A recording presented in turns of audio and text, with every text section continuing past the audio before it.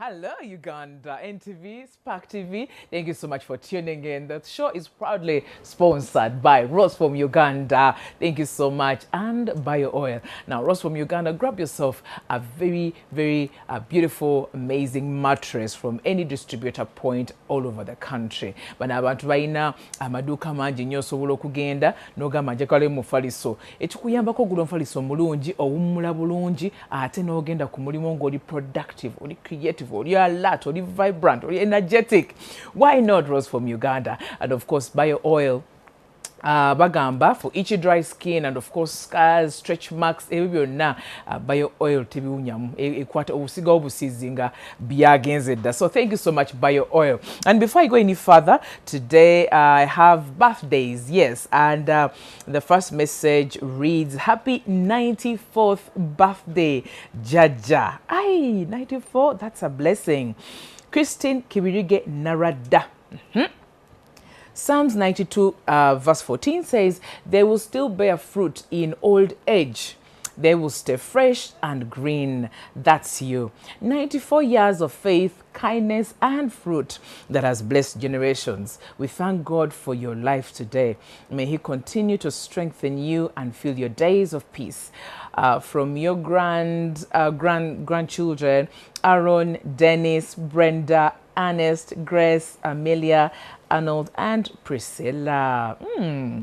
A birthday to you, Jaja. You look amazing. And also another birthday message. It reads, happy birthday to my sisters. That's Fiona and Christine. May the good Lord bless you with more life, health, and wealth. Keep growing and glowing. That message is from Maggie and the entire family. Okay, happy birthday to you. And everyone who was born today, happy birthday to you. And of course, Onakora lero. Ate tumaze ne lutuuka. Nina omukyala ono mukwano gwaffe, mukwano gw'abangi, Abannayuganda abasinga ndowooza mulina be mumulabyeko. Omukyala ono abadde she's a retired head teacher as we speak, naye omukyala wa bitone bingi nnyo. Ayimba, azannya ebinnauganda, awandiika, ate musomesa, kwegamba bingi nnyo. Naye olunaku olwaleero twaga tumuwe ebimuli bye olw'emirimu gy'akoze, olwa achievements z'atuuseeko, bambi n'amasomero ago gakyusizza. Agenda nakwegamba ava ku ssomero lino ne bamukyusa ne bamuteeka ewalala. Essomero alisanga in a poor state.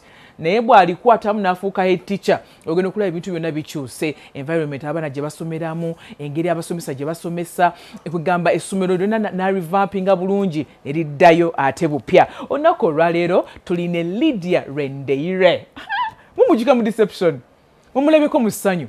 Power of legacy. My God, menye kindeke ki. Olunaku olwaleero Lydia ono omukyala ow'enkizo era owa talent ow'ebitone ebingi ennyo gwe tugenda okuba nga tunyumyako olunaku olwaleero, ayagala kuzzaamu amaanyi ku basomesa, ku ba head teacher abakyali active. Agenda bawa ku magezi engeri gye musobolamu okukwasaganya ebintu, environment z'essomero, mukwasaganya bito ebyenjigiriza ne gavumenti alinayo message nayo genda girindirira. Kale paka ssaawa 4 kati ne Lydia Rwendeire, nange Stella Nante. Mwasuze Mutya.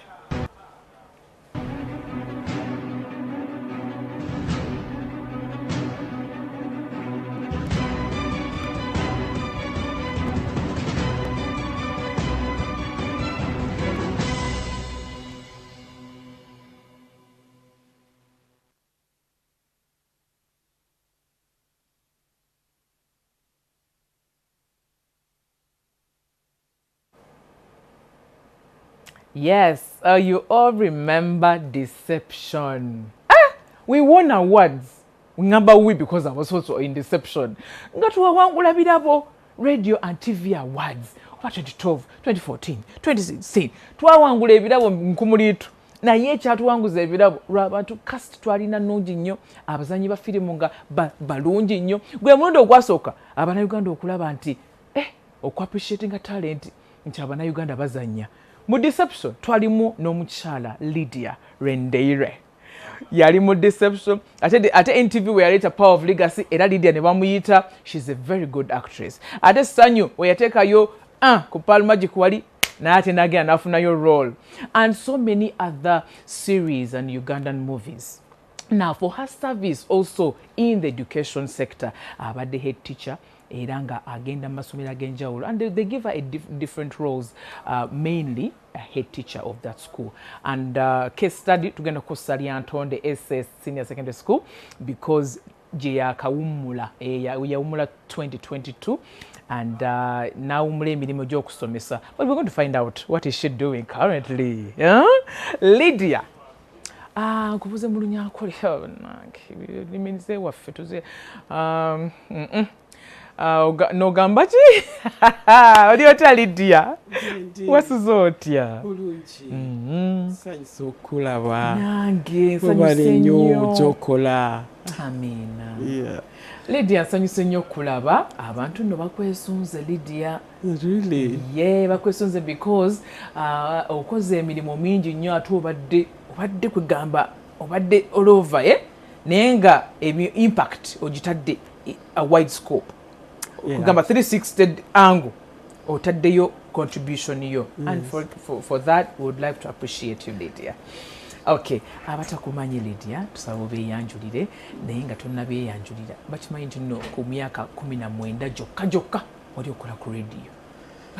Tujja genda yeeyo soka obuuze ku bannayuganda batulaba. Babale nnyo nnyabo.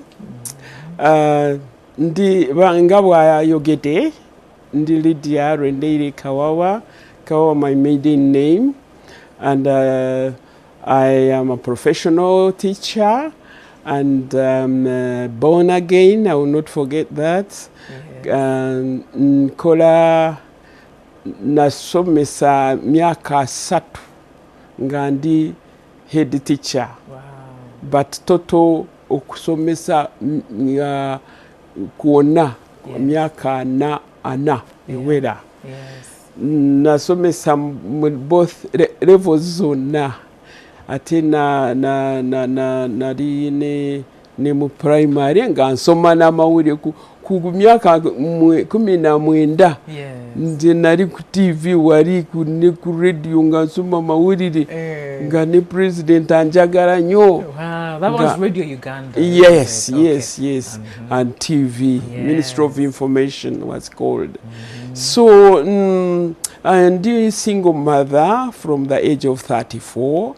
Yeah, I'm a mother of 3 lovely children, adults now. Oh, are they? Yes. They must be grown. They're grown. Oh, yeah, the firstborn is Keith Gavina Humuza Rwendeire, followed by Nisha Bridget Rwendeire Ampurira, Wills Stein, Good Game, Atamba Rwendeire.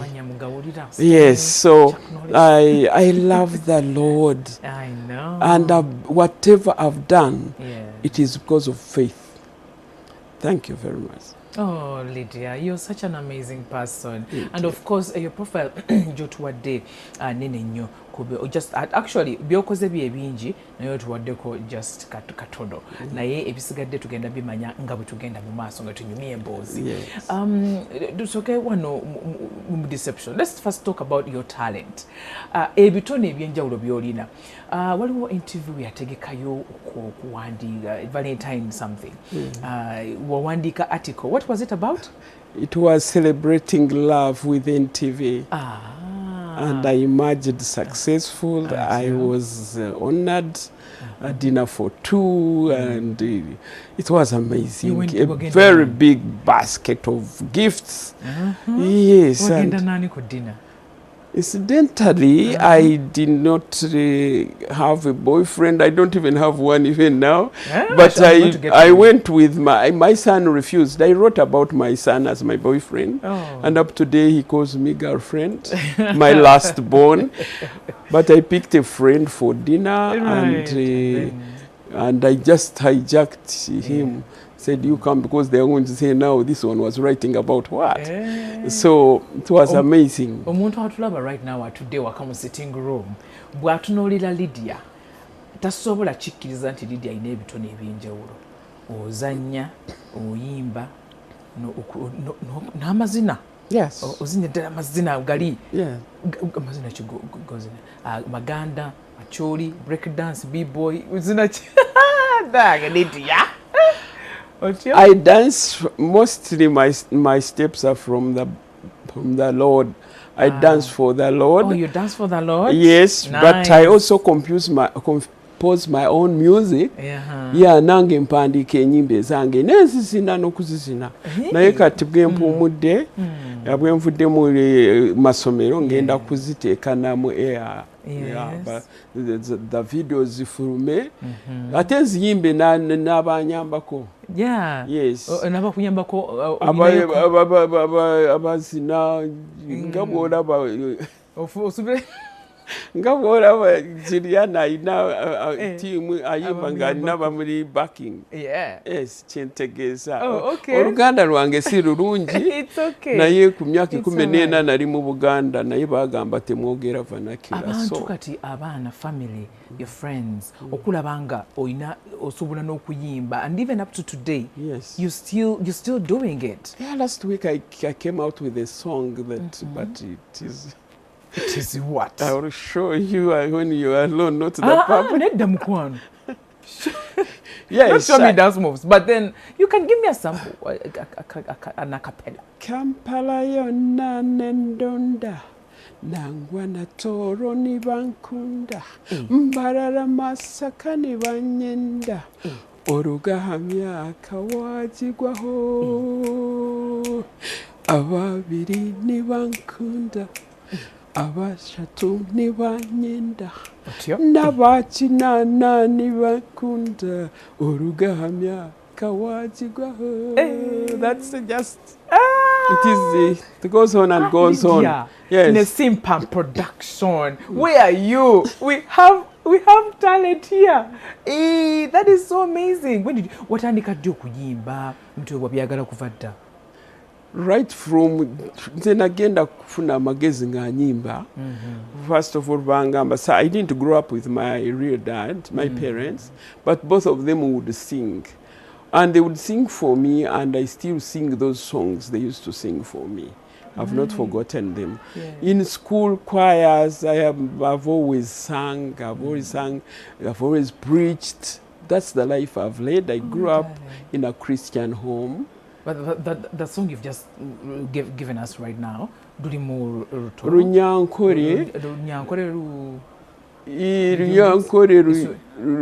it is saying that somebody can look at you and say gokadiye katugwe tuchayina choyamba igwanga ngamba banange don't just say nkadiye abantu banjagala abe Nigeria abe UK aba Toro Arua, Kampala, Buno, they respect and love me.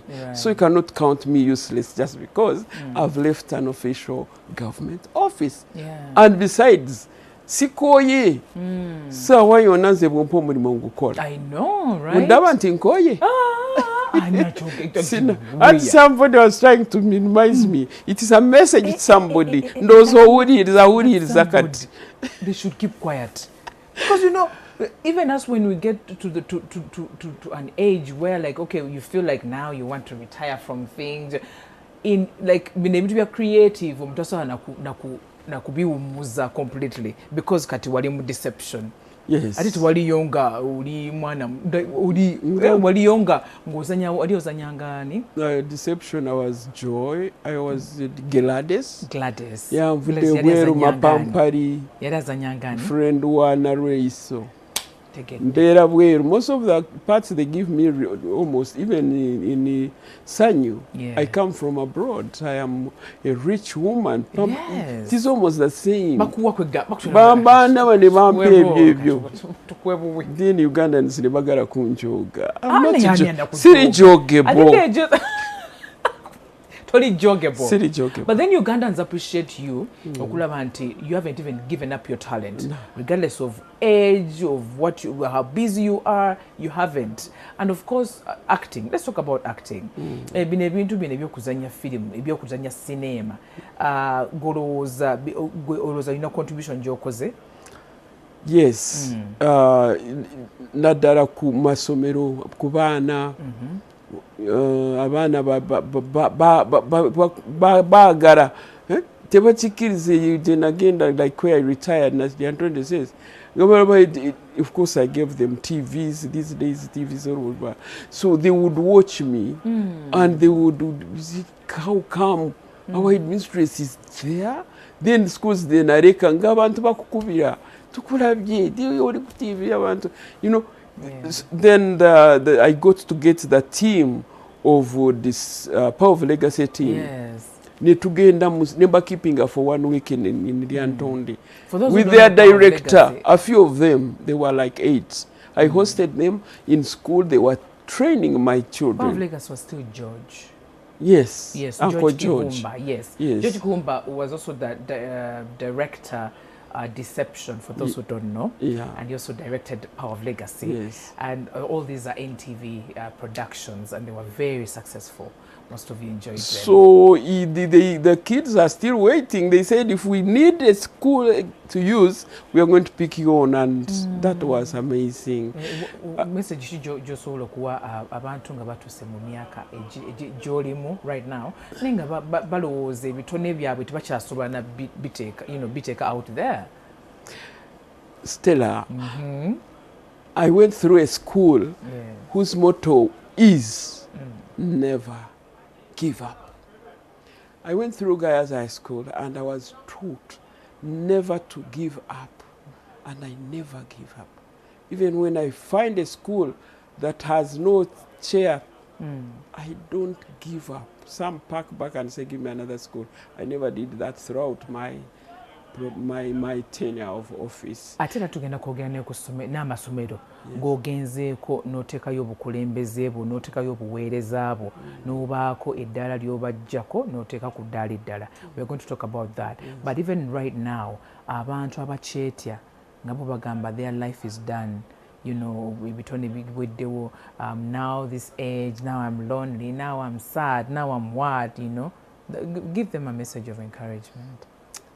Banange tujja mu nsi muno nga Katonda yatuplanningira tutaddemu, ate ya planninga nga tetunatuuka mu mbuto z'abaatuzaala. So bw'oba nga obadde otambula bulungi n'otuuka time ey'okuretiringa, for example ng'oli mu government, bw'oba toli mu government by the way, toretiring okontinuinga n'emirimu gye gyo n'emyaka ng'ogisitudde, naye to giving up, tewevaamu, kubanga sigwe wayeetonda. Katonda bw'aba ayagala nti otuule obireka ajja kuwa message. Nze nfuna messages direct. Nze Katonda talks to me Stella like I'm talking to you. N'amasomero ge ngakoze. Genda wano ojja kufuna sente. Genda wano ajja kuwa miteimwe. Genda, and it comes to pass. Ngenda ku extent somero n'ogendayo ne bakuwa. Because of faith, yeah, multi talents which I don't even know how to explain. Negamba nti Mukama njagala kukyusa wano. Mbandi how go to the school account. Nisenga ku like 70 million. People wanted to imprison me for nothing. Me, I prayed. I even went to church and gave a testimony when the money came. And these people, Gigi, commissioners, peace, everybody was saying, did you forge anything? I said, where? What's that story you Jotandi say? You're forging into what happened? I went to a church and I was transferred to school on Rwenzori Mountains. And when I reached there, the students were so many, and they had no classrooms enough, they had no stuff, they had nothing, they had no power, they had. And when I was in church, somebody said, "But you've got a big school." Yes. I said, "Big, but manageable because there are no structures." So what do you want? I want God to help me leave it better than it is. And I knew I had done it elsewhere. I knew God was going to do it. So one weekend, I called my bursar because I got a feeling that there was money on the account. I said, "Bursar, go and check." He said, "You are disturbing me my weekend." I said, "Go and check." He said, "Are you expecting?" I said, "Go and check." He went him with a slip.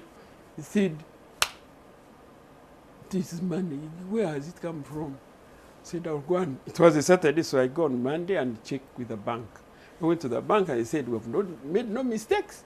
This money is for the school. Where did it come from? 97 million. 97 million? Yes. Zavawa. Wakatun. Lydia. Program Mwasuze. I did it to very serious. It happened. It happened, yes, but where did the money come from? For me, I prayed to God. I trust my God. And that's not the only thing he has done. And the 97 million just appeared from nowhere for the school. It didn't come from nowhere. I have faith. I asked in faith. You asked, what did you ask for? I asked for money to build the school, and I did. And when I was called, did someone... I was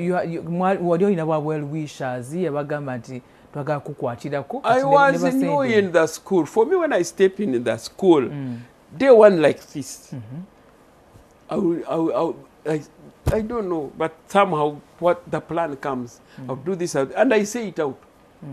I'll do this, we shall put this, we shall put this. They tell me how they have no money. I say, but money is there, you don't know how to get it. It's nowhere. I say, hey, I know most people will be confused. Don't have faith. We have faith. But yet again, not to put it, even Tunga, Mulabi was getting confused. Yes. And many other find a session for that for the testimonies, because there are too many again, you can't finish them. Okay. Find another in the future. For over 30 years, over the Mwasuze Mutya. Yes.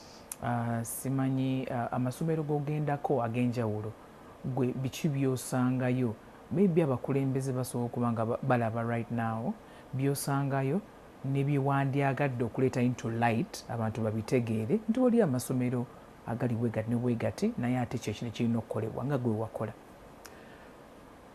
amasomero gaffe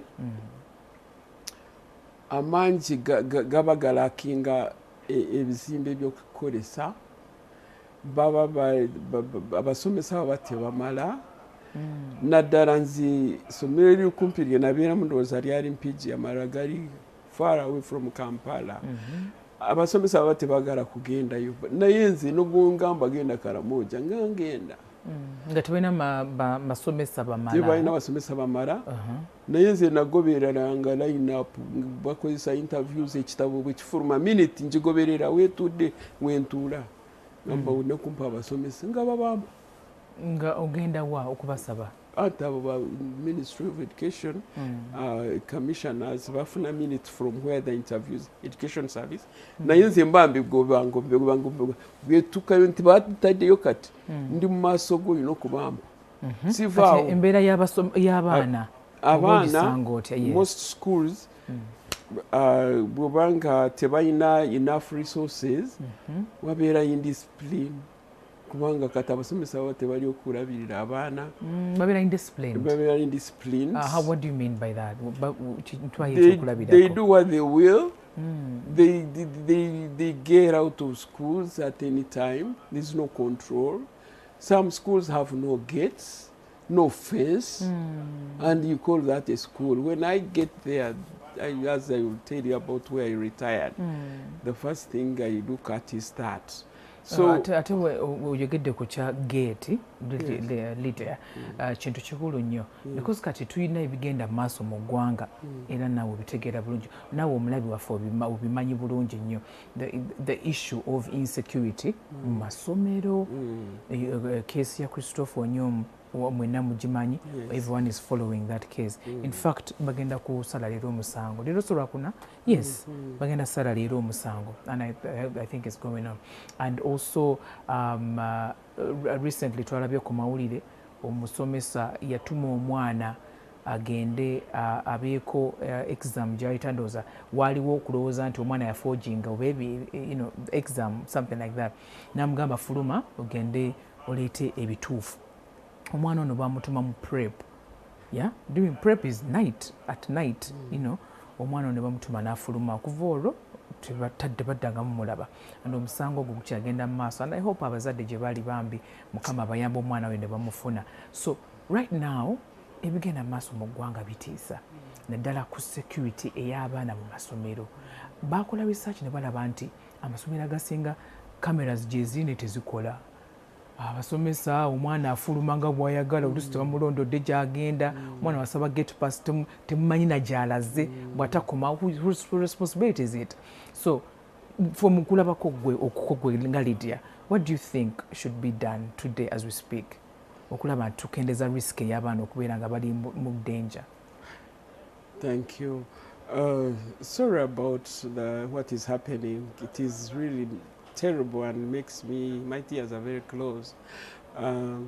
Head teachers, you know, when you get those students, you are the second parent. Oli muzadde, omwana bw'ayingira mu ssomero omwo oli muzadde. Si kiwantu oyinza okubeera awaka n'omwana neyeebaka nawe noweebaka nga togaddewo oluggi.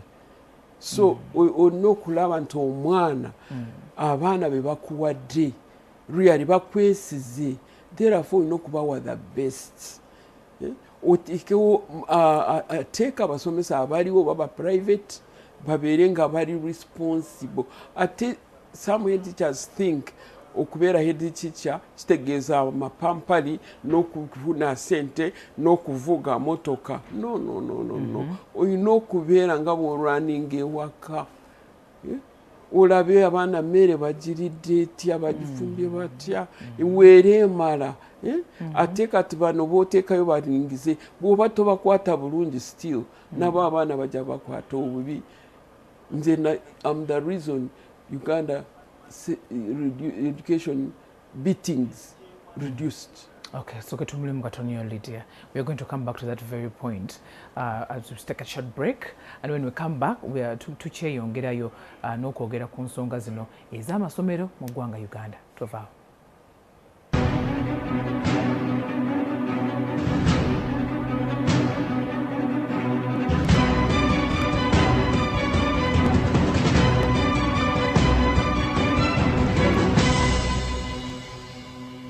All right, Chiagina Maso program Mwasuze Mutya proudly sponsored by Rose Form Uganda. Abakozi b'emifaliso egigenda okuwa ensi y'ebirooto ebirungi. Emifaliso egyo giri very comfortable and of course owummula bulungi nnyo. Enough rest means enough productivity, increase in productivity, increase in vibrancy and energy and everything. So we're from emifaliso gwa Rose Form Bambi at the nearest distributor point. And of course bio oil webali nnyo okubeera you are our partners to make sure Mwasuze Mutya ekyali ku mpewo.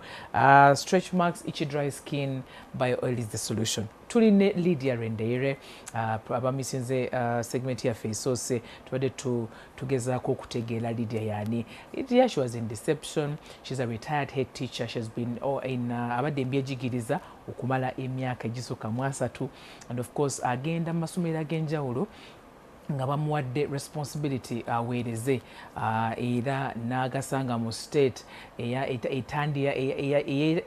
etali nga yeeyagaza naye ate naga improvinga embeera y'abaana naga improvinga embeera y'abasomesa nolaba nti essomero agenda okulivaako okulijjako engalo nga weewaawo lyeyagaza ate nga liri ku mutindo yonono Lydia gwe tulina yonnaku olwaleero ayina ebitone bingi nnyo, ayimba, azina, awandiika, akola obulango, abasinga mu mulayi musanyu, power of legacy, deception, bingi nnyo. So Lydia, wetuwummulidde wali bwe tukyayogera ku nsonga eya security mu masomero kuba kati gubadde mu masomero ag'enjawulo wawe tuli wali ebituli betwetaaga okuziba nga ffe Abannayuganda nga tukyeyongera wetwawummulidde. Webale nnyo madamu. Amasomero geetaaga fencing, geetaaga a strong gate. Gate nga yamaanyi ate ng'erina ki? Erina abakuumi aba responsible. Nze nakozesanga ex soldiers. Naye wano wempumulidde I was employing these companies, security companies. Ate bakola bulungi n'abaana babeeramu n'okutya. N'ekirala abaana baagala nnyo counseling. Nga tutuuse ku bali ku ba security guards and everything. Responsibility yabwe nga head teacher obategeeza otya responsibility yabwe, job description eri etya kubanga kati abantu bayita ku gate nga tamubuze na kumbuuza tamukebedde bulungi yamugambga biyitawo abamu bakwata ne bakuba muno n'oyitawo abambeetika ebiso wabala beet, you know, it's a crazy world we're living in now. First of all, school gebanga abana batandika, for example, kati bali mu luwumula nga badda matron and teachers bali balindirawo ku gate n'abaserukale we bali. Kati abaserukale ba making sure nti omwana bamucheckinga nabo nga balaba. Otherwise a teacher ayinza okufavoring omwana ekisona atakyogera naye nakimujjako naye nakola ki kati omusango ne gubeera nga omwana tali cautioned. But njuga kubagenyi abayingira abatali from outside years to come into the school. Oh, there are books that they have at the gate and at the office, which they have to sign in, and they show their identifications. But some people don't even bother about that. If the head teacher is not keen and says the deputy will do it, some deputies don't even want to do your work. So you delegate. It is always hands off, but eyes on. Ugamba nkuwadde responsibility bweti naye togamba monitoring tomulekerera okumulekerera omwe ebintu bwe bifiira. Yes, so outsiders to come into the school. Nze narwananga nnyo n'abasajja nga baagala kuyingira kunona abawala. Oluusi omuntu ajja akugamba taata wantumye gambe ebbaluwa eruwa. Nateekangako nga you have to have IDs. ID eyo tubeeramu akafaananyi koona k'omwana. Kati bw'oba ng'oli busy, bw'oba otuma cousin oba brother muweeyo card naye nga talina kyayina nga gamba bamutumye. Omuprobinga n'omugamba nti oluusi n'omubuuza neighbor wa muyani ngwe ng'oluusi omanyi nze natwalanga time to follow up naddala abaana b'ebizibu abo bastabon bareading bagamba this is a black book waliwo otuuka nga bano bakugoba naye nze sazze wano kugoba mu bbaluwa gye bampadde temuli mu kugoba. Then abo mbagoberera awaka neemanya ababeera ne grandmother broken homes nosanga ng'omwana ekyakola takyagala naye environment gyalimu ne gyakuliddemu. So obeerawo card, special card. Special card ajja nayo katono ogenda kusanga nga musajja oba neighbor oba taxi driver azeebuze kukola ki kukwana omwana oba yamusanga kumukolako obulabe. N'abamu like stepmothers. Some of them are sent by bad stepmother. Not all stepmothers are bad, by the way. Some are very good, but there are some with bad hearts. They want to poison, they want to somebody not to study. Those scenarios are there. So I do not allow you to access that kid unless you have that identification. So the teachers, I think you should embrace that. Because omwana bamukuwadde uyabuze katosindika oti omwana ekiro. Even the times of COVID, for my, I'm even on YouTube telling parents abaana bange mbabawadde nga balamu. Tembatuma sukari munyo mu evening simanyi biki. Naye abaana babatuma badda nga tetunadda mu masomero nga ku geti yange basiyewo bakaaba bani mbuto babawamba. Yes. So parents also need to help the school. If the school has been, everything has been put in place, we cannot keep them for life. There's a time we will give them to you. What have you done yourself? Have you put the security ebadde mu somero omwana ogimuwadde? Counseling gye tubadde inviting an specialists to talk to them, especially the girl child. Though we have neglected the boy child, that's also a query. But have you done something additional to what we've done? Now, speaking of the role of parents, of course, we see different cases. Cases ezenjawulo abaana bano nga betuusako n'obulabe bonga bo. Of course, pressure sometimes from omuzadde bw'otafuna zino point, bw'otafuna buna, bw'otafuna bwoti, ngenda kuzaluka, ngenda kukola ki. So role y'abazadde naye erina okubaawo, but tusiigire ekifaananyi omuzadde ye alina kukituulamu ate.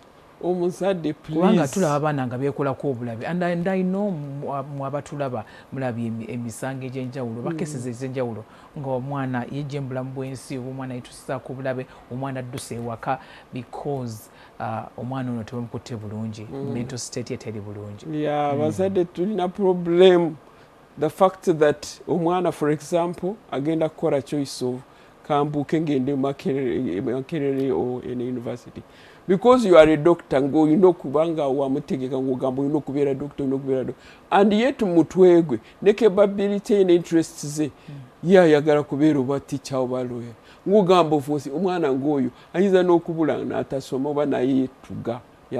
Then comparing atwala abana bagundi bandi bagu don't compare omwana katonda yamukola nga yamu creating mu ngeri ye not even like you temufaanagana wamusaala naye katonda aba yamukola differently so you know kumu respecting interests ze kikyayagala kikyasobola kigogamba totwara math umwana yafunye scenario umwana yafunye B mu math nagamba A level antwe namugamba ebyo bijja kutawanya no umwana wagirayo B ati na interest umuleka no so to bagaidinga tutya yet we are also like kwanga akatale ko kanjawo twali wano katogera career guidance we hosted someone from MUBS and then they were talking about akatale job market it requires certain ebintu byoba okoze nga biri ku demand nti we nakola kino basobola okukinsasulira nga ngenze mu katale can I be paid for what I am actually good at or what I'm doing. So abana bano, how do we guide them as we are looking at what the job market requires? Kati omuzadde talina kikulu kyasobola bw'oba oyagala kupasinga message yo kwata bano ba specialists the counselors the doses in schools basooke gwe bakuyigirize especially new curriculum eno kati gwe obitegeera nawe ojja kubanga ojja kusupporting omwana kyagamba. Most times ate ignorance is the biggest sin in this world. Oba tokitegedde naye oyagala kukiforcinga to the child. Nekirala omwana bw'aba akoze mistake even nkigamba n'abasomesa totandikira gwe wabusegete gwe no oyo mwana real oyinza okumulaba soko appreciating bring the positivity first soko mulabe ayinza okubanga brushes engato ze ayinza okuba mu preparing okumuwa amawulire ago amabi mugambe we come to here today you smart you cut it short yeah you are short thank you for tucking in omwana very comfortable then to attacking soko we the bad part omwana ta mumurage kibiki ekiri mu kugenda no jumping ekiro for example no ukola something bad ebirimu bagezi bayina amagezi they are not empty ate tokwata migo zabange nabagamba mugure engoma ne sticks ne drumsticks wowulira oyagala kubeatinga beat the drum nze teri someri ngena muno kuba abana so that's why bwenvaamu bwogenda ne ministry kugamba obogenda musomerere soko nonyero enera kubulire how to enter eyagana bamukuba katono bamutte ngayingidde mu mapampali abana musale enviri abasomesa abasinga balowooza okukuba kwe kuteeka that is failure. You can counsel, you can guide. We are not at war. I was area supervisor looking after these exams for UNEB. Actually, they retained me. I still do that. I thank UNEB for trusting me beyond the measure. So, ningire somero ngabasomesa mukaga bari kukuba abana bona bari wansi bayine imiti buri omwe. I jumped out of the car. I hijacked I was overwhelmed and I was like, atenga abana barira barara bayine emigo nga barinze bano bamare nabo babakubi. So it was going to be nimbagamba mwe. Anyway, then I realized that I was doing it in compound where they are ngamba tugene mu office. And we talk. Let's have a conversation. I talked to the girls. I talked to the girls, and they were only girls. Oh dear. And men were many, but they had also 2 ladies. Oh dear. So it was terrible. Tugenda nitulaba government ng'eteekamu amaanyi kanku ekyokulabirako omuntu wabanga aliisewo product oba service government through UNBS etuma abantu ne bagenda mu ekyo ekifo ne balaba ebintu by'okola is it safe for human consumption w'okolera wayonjo abakozi bo batwala for medical check-up bikiwe bityo wetuuka mu masomero. However, I don't know whether the government sends certain people to come and inspect essomero liri mu mbeera ki abaana abasomesa kabuyonjo webaliira emmere bwe bakifumbira. Does it happen? And if it does, kirina impact?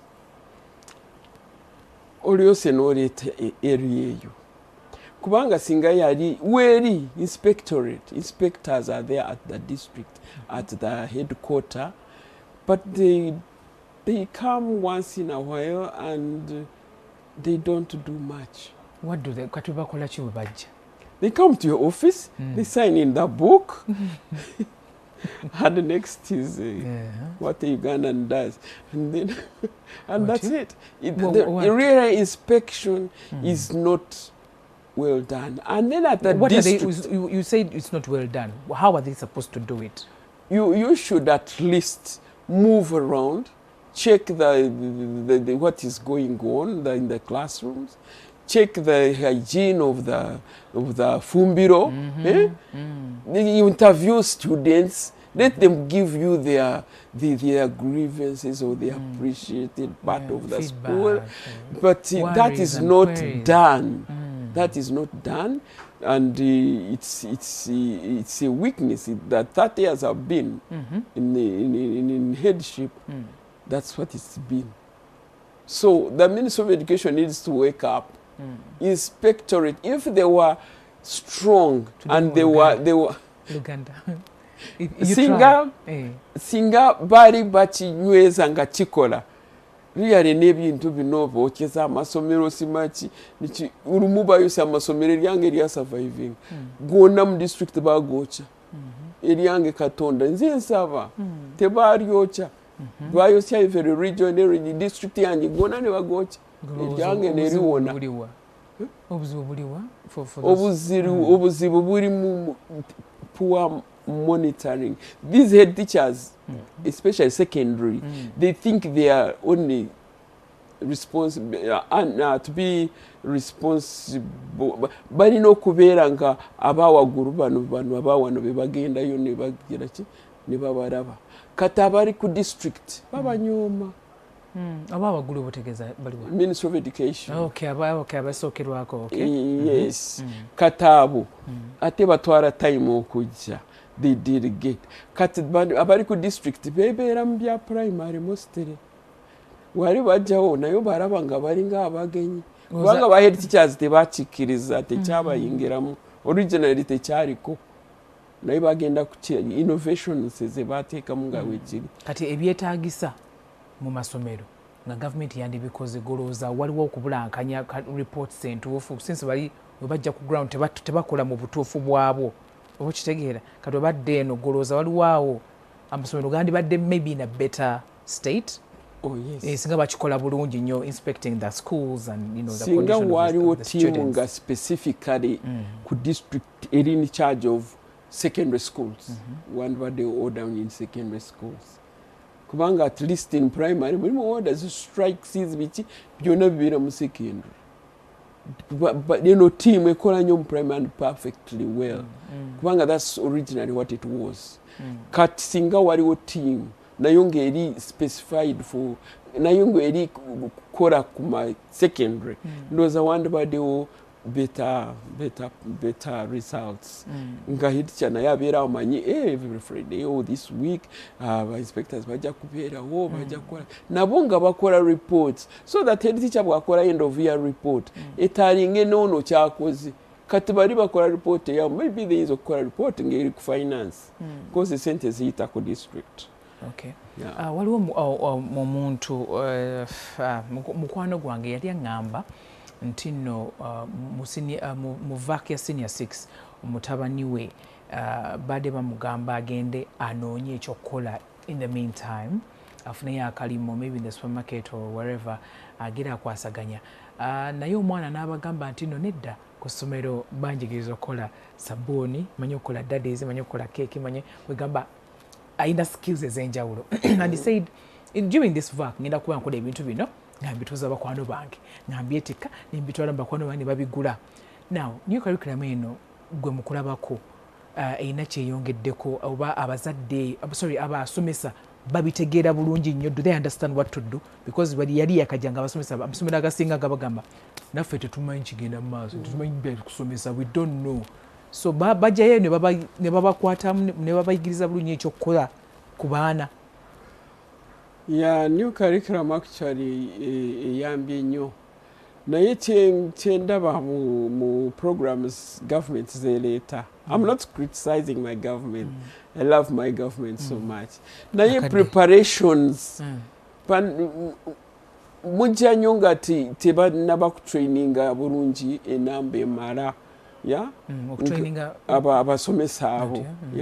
Naye it is helping in that they have guidelines, they have been having courses, they have been, but they are all, it's already announced and we are training and byonna bigendera wamu.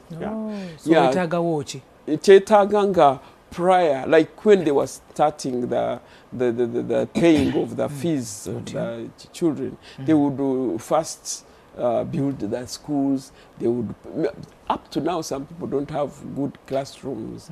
If a head teacher is not as innovative and madness of mind, singa talinga anzenza buka asigara weringa alimu state eyo.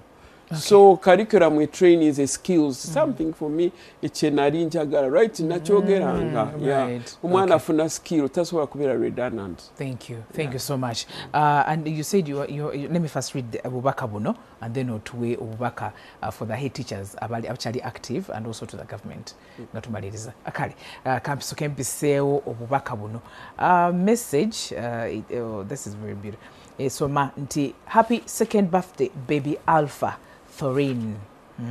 We wish you all the happiness in the world. May you continue to grow into the incredible person you are meant to be. Your potential is limitless and we can't wait to see all the wonderful things you will accomplish. Keep exploring, learning and growing. The world is a better place with you in it. Best wishes from Auntie Pinky, Jaja and all the aunties. Happy birthday to you, little one. Thank you so much. Kale, a message to the government, naba head teachers abachali active up to today. Bakyuse ki bakole ki? Wewale nnyo. Ndowooza okubawa advice nsooke mbabuulire nsijje na retiring jakinakola. Tulina 1 minute only akadde. Katuweddeko. Okay. Yes. Yeah, kati government, you need to have, we need to have, because I'm part of the government, enough trained teachers, and then enough resources to be sent to schools. And the head teachers, please be accountable.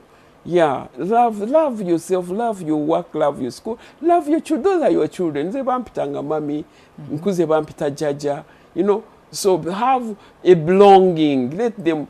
They would even come to school, to the office and say, "You have sat too much. Come and walk a bit. Tugenda tuyimba, tugenda kuget." You know, I miss the school so much, and the community liked me so much. I ended up staying near the school. That's where I built. That's where I live. Okay. So I'm still feeling like part of it, though I don't go there. How about abana banabayizi? Baina role naye yokukola because so gamba nti government abazadde abasomesa essomero naye ate abayizi bo message obubaka. Which bayizi? Abayizi mu masomero, students. Oh yeah.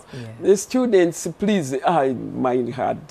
I found when they didn't love anything, but now even telling them to go for holiday, they will say, "Let's stay here." Why? Because everything good was there. The library is there, the ITs, the computers are there, the TVs are there. So what role do they play in this whole thing? You make use of them. They research, they learn, they get knowledge, they share, they become a real family, though they've come from different places. Because beyond the gate, they will still meet. Like we have met. Yeah. We left many years ago and here we are. Here we are. Yes. Yes. Yeah. Thank you so much, Lydia Rwendeire. We wish you all the best, and for your future plans as well. We shall be behind the scenes here supporting you. Thank you so much. Now, Badem Lavi Mulunji Nyo, Doreen in the Spark TV control room, Newton, producer. Thank you so much. Rose from Uganda, Bio Oil, Mwebali Nyo Bali Dara. Ekamba Sibuli Ano Tusikano Nako Rencha, Mwedaba.